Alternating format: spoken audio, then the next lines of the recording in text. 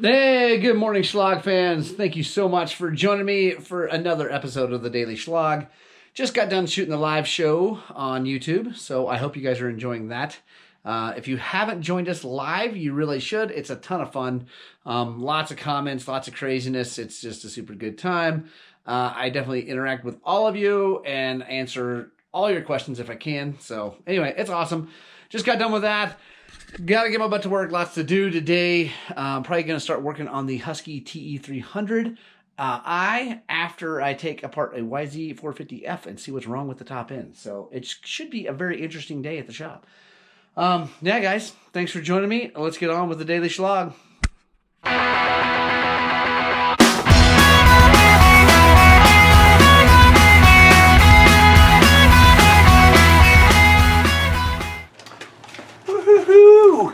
It's mail time, everybody.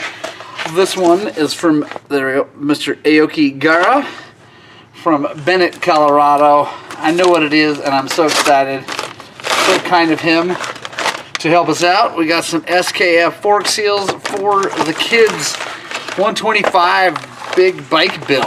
So super stoked about that. Also, something beautiful. I think this is just packaging, but it's sparkly. So, thanks, Aoki. Thank you so much. Says, hey, Morgan, great channel and vibe. Appreciate what you do. Keep the shiny side up and feet on the pegs. Thank you so much, Aoki. This is going to be super helpful. Very excited to get the 125 rebuilt, and this is going to help. Awesome. All right, I got to get back to this ridiculous DRZ 125. It's driving me nuts. That's all right. Got the carburetor all the way apart. Gonna clean everything, and then put it back together and probably try going up. I did a little research online. It looks like I need to go even bigger on the main jet. So I'm gonna try that, and I'll check in when we go take it for a test ride, see how it goes. Frustration level has reached a new level, and on the Suzuki, I have tried every option for jetting. Anyway, I really don't think it's a jetting anymore, which I probably should have checked more earlier. But anyway, I kind of had to go down that path. I checked the stator ohms out correctly. I have a feeling it's this CDI box because it only does it when you really get on the gas and go faster. It starts to cut out really bad, and it's getting worse. And no matter what I do with the choke or jets or anything, it doesn't make it any better or any different at all. So I think it's a CDI. I'm going to try to find one to try out because they're like $300. I don't want to order one without knowing for sure. I feel pretty sure about it, but 'tis the nature of electrical problems on bikes. I've chased lots of carburetor problems that ended up being electrical problems. So anyway, I'm gonna take a break, do something I know I can get done. Old Zach over here is working on the YZ450F. We're gonna be taking this off of it because it's been getting harder and harder to start. And yeah, so you can keep going, Zach. You don't have to. Yeah. Make a bunch of noise. Yeah. Zach's trying to be good and not make too much noise. That's silly. So yeah, I forget what year this thing is, 08, 09, something like that. And I'm going to pull the top end off and take a look at that. So we'll check in on that later too. But right now, I'm going to grab the 2020 YZ250FX and bring it in here and work on the suspension to soften things up and make it better for a 115-pound rider. Nice. All right, so like I said, we are dealing with a 115-pound rider. Probably just need to get new springs, but she's wanting to save some money right now and not spend any more money because she did just buy a brand new motorcycle. She probably will, I'm sure, in the future. But right now, we just want to get it softened up and working a little bit better for her. So I'm going to start by backing the preload off of the shock a little bit. Probably what I'm going to do is take it all the way off, the preload all the way off, come down and go on like 2 or 3 mil, and I'll leave that there, and then we're gonna set the clickers up for a lot softer suspension too. So anyway, let's get to work on this. I'm not 100% sure what the best way to get in there to this shock, but I think I can do it this way. Oh yeah, right through there we can get to it.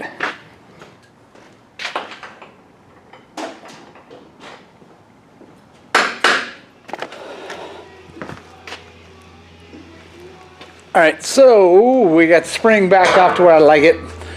Now we're gonna set our clickers. I'm gonna see where we are set here. 1, 2, 3, 4, 5, 6, 7, 8, 9. So it's like 8.5, 9. So we're gonna come out to, I'm gonna go to like 15. 1, 2, 3, 13, 15. Rebound is a little harder to get to with this link, but we can still do it. Phone's ringing. Jeffrey Allen Scott. What is up? All right, dude, we will talk to you soon. Kermaler! What's happening, buddy? I just saw the Obi. Oh, did you? Obi was just here. He's selling his motorcycle. Oh, really? The 250? 250, yeah. We tried to sell it last year. Well, he didn't try very hard. No. But yeah, it was for sale. Yeah. He's never down here for Highland Cycles this morning. Oh, it's a KLX 140, but it's not for sale. Right, man, take care. Bye. Low speed compression and the rebound dialed in at 15 out from all the way in. Now we are going to set the high speed. I'm going to set that at 2 out. As with everything, I'm going to go all the way in. 1.5 and 2. So I feel good about that. Now we're going to do the forks. So we got the rebound down here. 15. This side.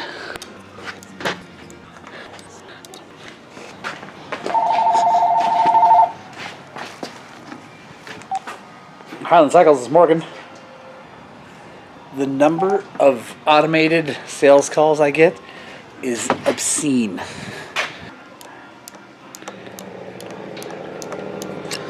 So, like I said, we are setting everything at 15 out because why not? We're going to try it out. Get her on the bike, see what she thinks, and then we can go from there. Hey guys, it's lunchtime and it's time to announce the fact that we definitely have hit 2,000 subscribers. We're actually already like 2010, so thank you guys, thank you all so much for subscribing to this channel and liking what we do and commenting and all that stuff. It really means the world to me. So in celebration, I'm going to be giving away a hat and hoodie combo. Here's the deal, here's how you're gonna win it.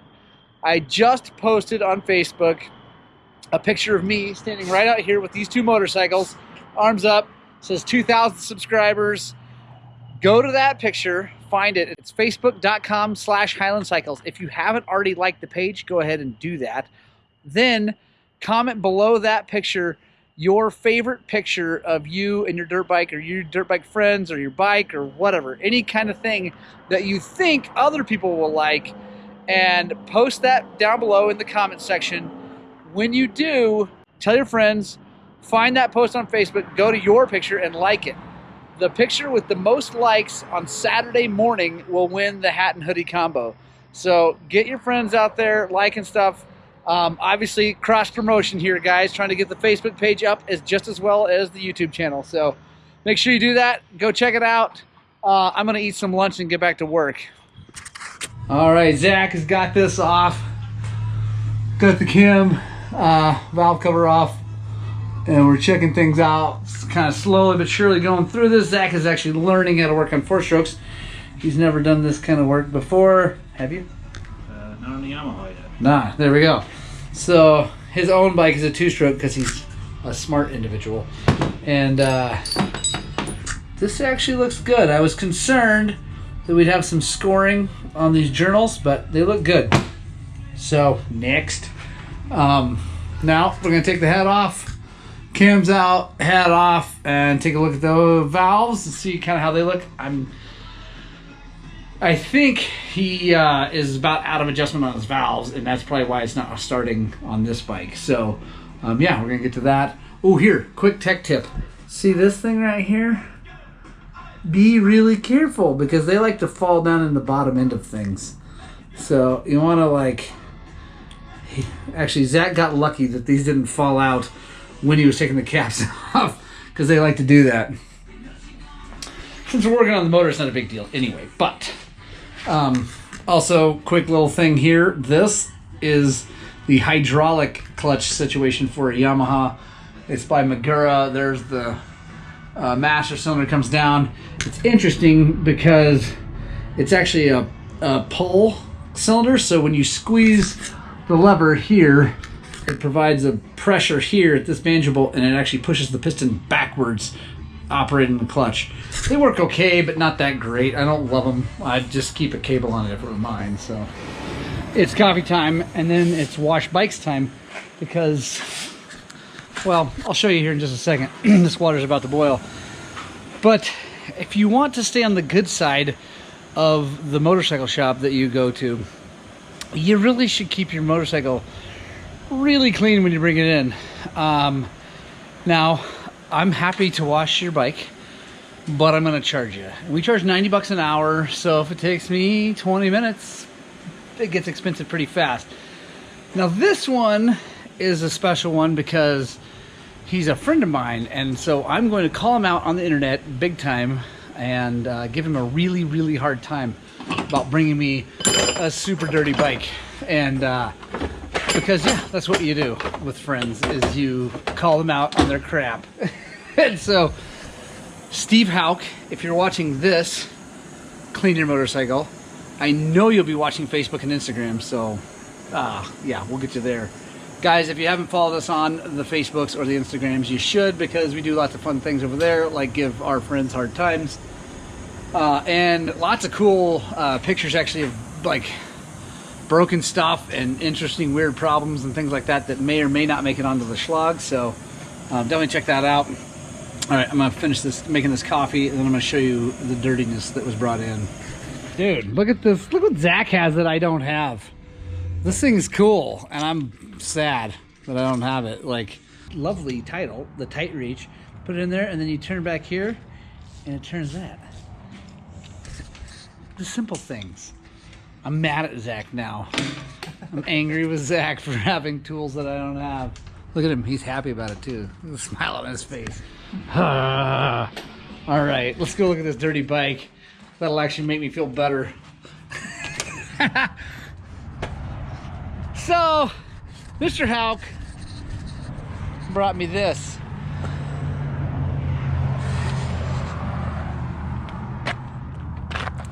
And that's what I gotta fix on it. So I even gotta touch the dirty thing.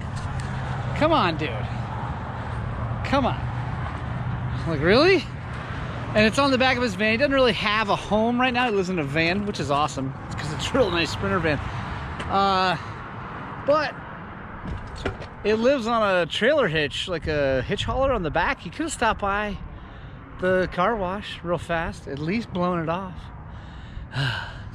Oh well, I'll stop complaining. But seriously, people, if you use a motorcycle shop, clean your bike before you take it in.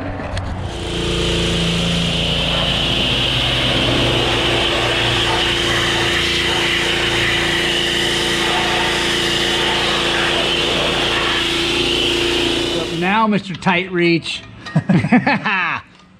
Zach's struggling with the aluminum frame on a YZ, making everything way harder to deal with than not. So that actually looks pretty good. I'm sure it's time to freshen it up, but let's take a look at the head. The thing is, what we want to do is look at the underneath side of this. If you just take this and flip it over upside down, all these will fall off. Well, not all of them, but a few of them, at least one. And anyway, you can mix things up. So I like to put it just on its side if I can, and take a look. And here's the problem. So you can see that, see how there's a relief on that valve right there, and there's a relief on that valve.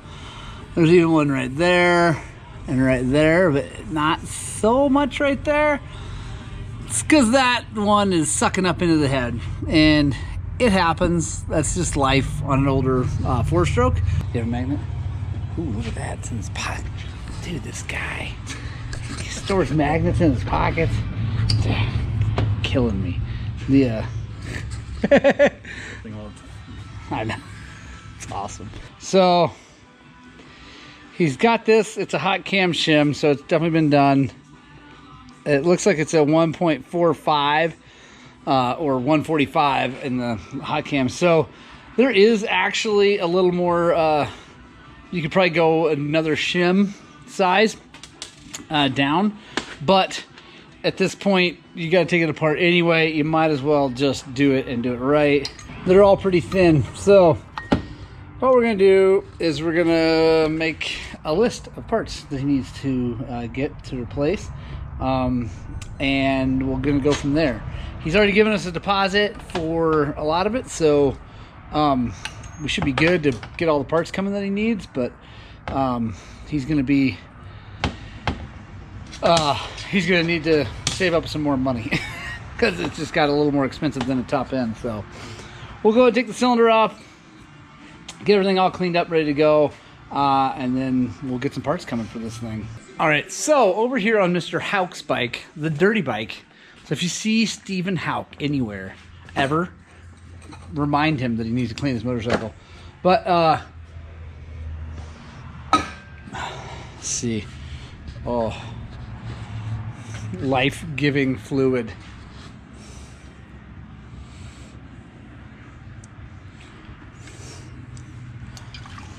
I think we're drinking Ethiopian coffee today from Starbucks because my mother-in-law got it for me because she's awesome. Comment below if you love your mother-in-law. I love mine. So yeah, Steve did that 2 rides into his new pipe. So we're gonna take it off. We're gonna hook it up to the Hydroforce. I've shown that on the channel before, but it's been a while, so we'll show you how that works. It's pretty cool. My guess is it's actually not gonna work that great on this pipe because this is one of the inexpensive SRT pipes, and I love them because they're super strong and they're inexpensive, and they work just fine. But the downside is the welds are a weak point on them, and a lot of times when I get enough pressure in there to start blowing the dent out, it'll break a weld. But he wanted me to give it a shot, so I'm gonna give it a shot and we'll see what happens. So join me for that. So one of the keys to the Hydroforce working is you need to have clean surfaces. This surface around here needs to be nice and clean, and then this surface needs to be clean so it seals. So I just take a Scotch-Brite pad and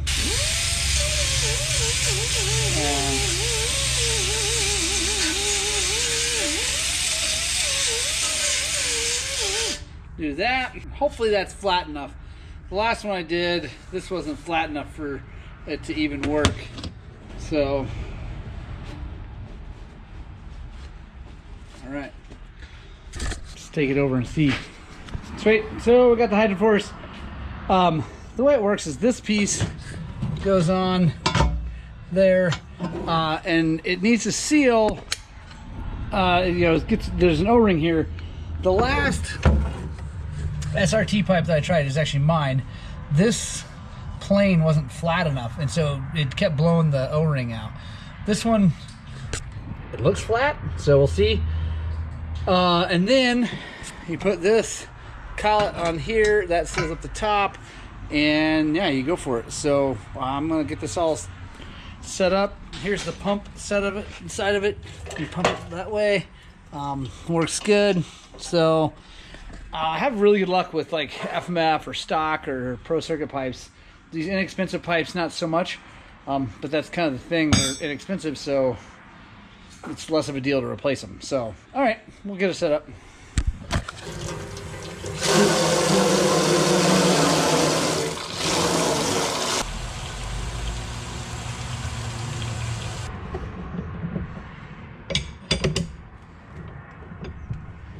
And let's watch and see.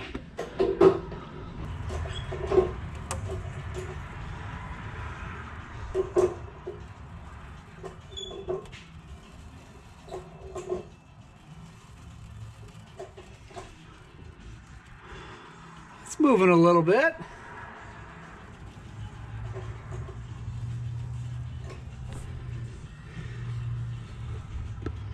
Actually looks pretty good.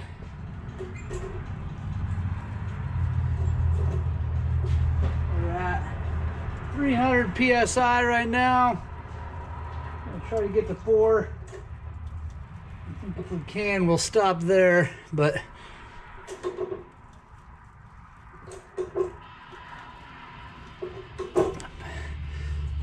oh, yeah, the Chinese welds are actually holding up a lot better than I thought. I'm really happy about that. Great, that looks awesome. Maybe it's could partially be because it's new and it hasn't gotten hot over and over again, but that looks a lot better. So I'm really happy with that. I think I'm gonna quit while I'm ahead. I might. Really good. Yeah, check that thing out in the sunlight. You can see that is honestly way better than it was. I'm really happy with that. Like, this is the best result I've had so far with the Hydroforce on these pipes. I've had really good results with FMF pipes because the steel they use is better, the welds are better, but like as far as these inexpensive SRTs, that's hands down the best.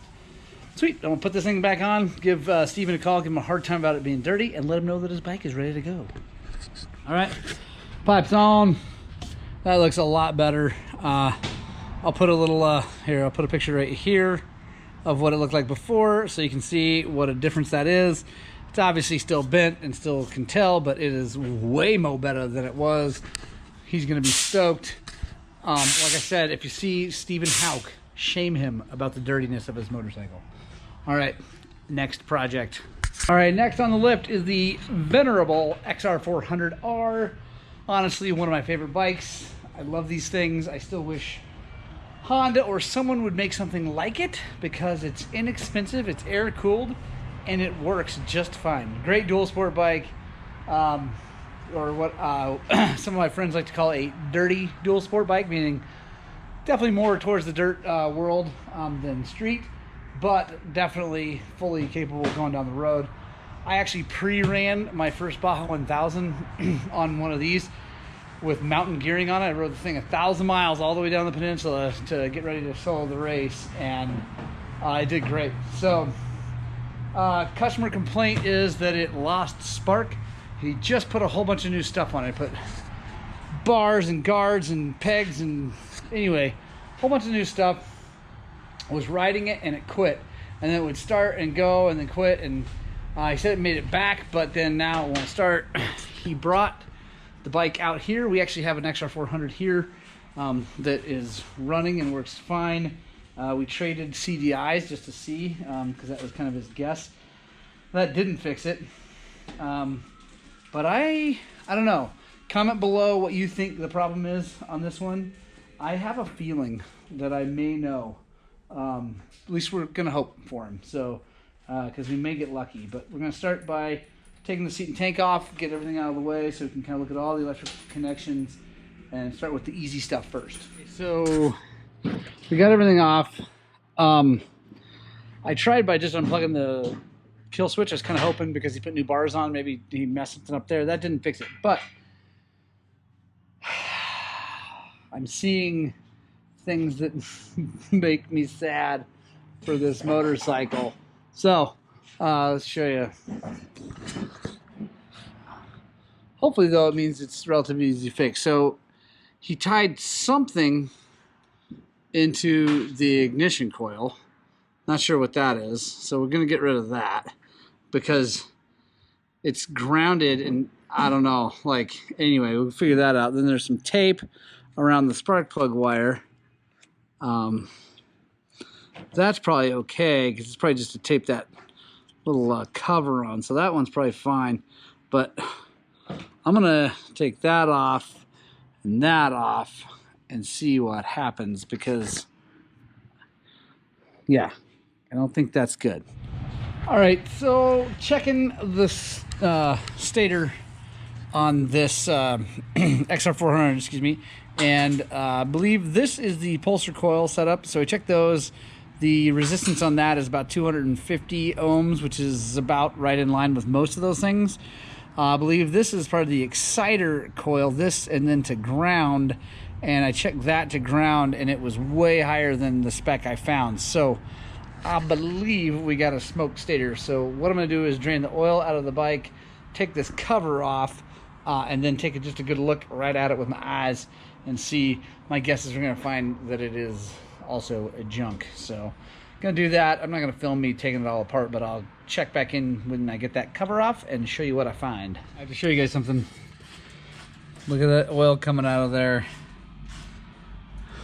It's the same color as the tears he's gonna have when I show him that his stator is junk. Oh, it's sad to drain brand new fresh oil out of something, but so sad. All right, so we got the stator cover off, and I'm feeling really good about this. My diagnosis of the exciter coil. That's that right there. It's definitely black when it should not be black. And that confirms my thoughts, because when you kick this thing, the lights flicker. So that means that the lighting coils, which are over here, are working just fine. And this is the pulsar coil, which is also, car guys would call it a crank position sensor. It just tells you when to fire. But these are the two coils, or it's actually just one coil of wire on two poles that provide this energy for spark. And like I said, they're the wrong color. So that is what I'm thinking is wrong. I will quadruple check everything to make sure, but it is the red and black to ground. One of the cool things about taking this off and taking a look at stuff is you can actually see what color wires go to things. So you can see here, you got the blue, white, and the green. It's actually green, white to that for the pulsar, so you know how to check that. Then you've got the red coming into here and then black leaving, and they go together. It comes out as one, and then the other ones you can see, it's kind of hard, they're yellow. Anyway, so you can kind of get an idea of what things actually, where things go and stuff like that. So I'm sorry for this gentleman, but the upside is we figured it out, and I don't think stators are too terribly expensive, so I'm gonna give him a call and we'll get a deposit on that and get it coming, and we'll get the XR running again. So that's good. I think next I'm gonna put the clutch into my YZ250. I got a core Torq drive manual from Rekluse to install. So yeah, I'll pull that up here next. Time for old Jolene to get some much needed love. So the clutch has been dragging. Customer complaint, which is mine, is that the clutch has been dragging now for quite a while, and I believe what is causing it is the fact that 2 years ago in the winter I rode this thing in the snow and on the lake and in the ice and whatever, a whole bunch. And when I went to change the oil after the season, because I didn't put that many hours on, maybe 10, 12 hours in the snow, there was a whole bunch of water in the oil, like a lot. And so I was like, yeah. So I changed the oil, I ran it, changed the oil. Anyway, did it a few times and ran it, and ever since the clutch has been dragging. So I've been avoiding it. I've been not wanting to spend the money, but I called Rekluse. I got a new clutch.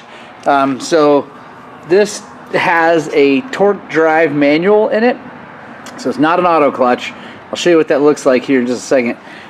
So I got a new set of plates, really hoping that fixes it, because that is honestly the last piece of the YZ puzzle to get it just dialed back in and making it awesome. So yeah, I'll take this clutch cover off, take a look at it, pull the clutch plates out, put the new clutch pack in it, and take it for a test ride, see if it's going to work. So that is what a Rekluse, what is this thing, core Torq drive manual looks like. It's a really nice part. Yeah, and it's brilliant when it's working, but it's not working right now.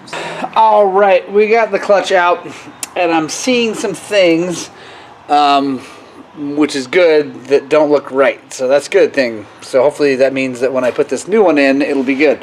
So first thing I noticed is these sleeves. So these things are little sleeves for the basket so that the super thin friction plates don't chew into them. Well, they've got a bunch of grooves in them. Not all of them, but some of them do. And I'm thinking, I don't know if you guys can see that, like look right there. See those grooves? I'm thinking that that is what's causing it. The clutch isn't separating well. So also you can see how that's got that mark on it, like that's from the water, and that just can't be good. So nothing's like super weird looking, doesn't seem warped, but I think that between these grooved guys and that sticky looking stuff, I think we're gonna be good. So the new clutch pack comes with new everything.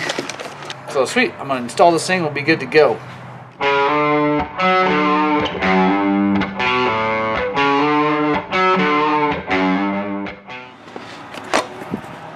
Now time for a test ride. See how this thing does.